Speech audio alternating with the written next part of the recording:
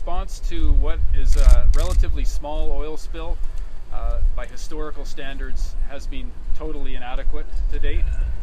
With respect to all those who've been on the front lines, a big thank you to the workers who have been cleaning up the spill as it's transpired.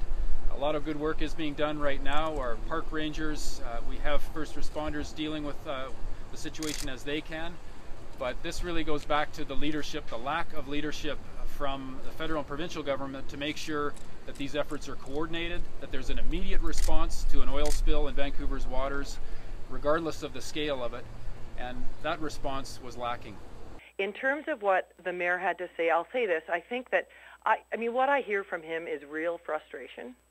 And, I think for him, he doesn't, he probably doesn't have a thorough understanding of how the Unified Command works.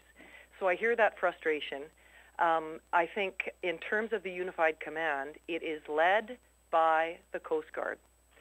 And so, we are all there at the province and the cities and to work together.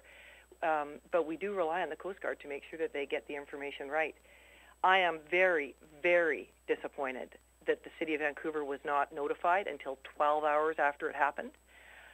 Equally, even more disappointed, I would say, that it took them 6 hours to get booms in place.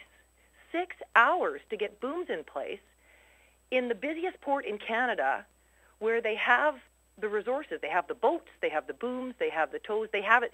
There is nowhere on the west coast of Canada that is better protected, that has more assets in place than this, and they couldn't get them there for 6 hours. I think today, and we'll certainly learn more over the coming weeks, when you look at the core of the issue here, it is that it took the Coast Guard 6 long hours to put in place booms.